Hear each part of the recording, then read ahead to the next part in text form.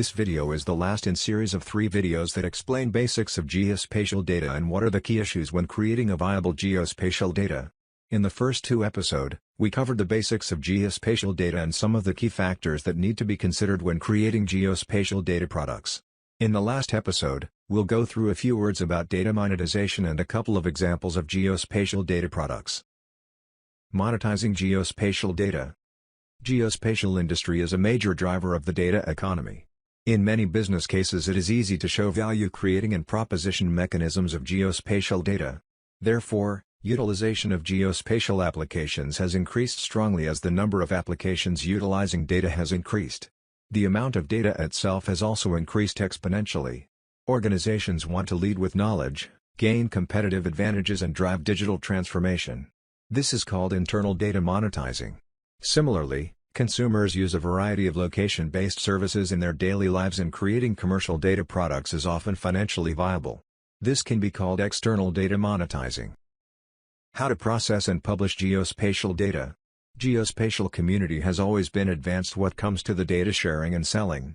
Although the modern remote sensing technologies and for example laser scanning has lowered the cost, collecting geospatial data is still in many cases expensive. Therefore, it has always been logical try to fund data collecting and processing by selling for example maps or registries to the end customers. There are very active and advanced open source teams for example developing geospatial data processing softwares, data publishing platforms and creating standards to promote the geospatial industry, like Open Geospatial Consortium. Today, they all play a significant role also in other industries in addition to geospatial data. The first example of a multi-purpose geospatial data product. Telecom operators sells anonymized customer location information to cities and private entities. The data can be used for example to track the movement of people in specific geographical areas. Aggregation service shows where people come from and where in the city people spend the most time.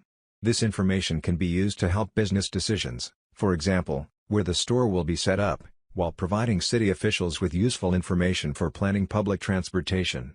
Location data is downloaded from cellular relay station, so the phone's GPS data is not required. All data collected and anonymized and explicitly opted in data where clear consent and terms of usage are dictated. The second example of geospatial data product and its use case. A retail chain that delivers goods to homes needs reachability analysis to calculate optimal delivery areas.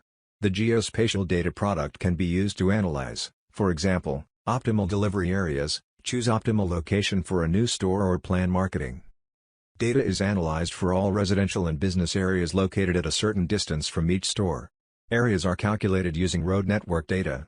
Thanks to the analysis, the retail company can determine the optimal delivery areas for each of its stores, based for example on the shortest car route, and exclude possible overlaps between the delivery zones of neighboring stores.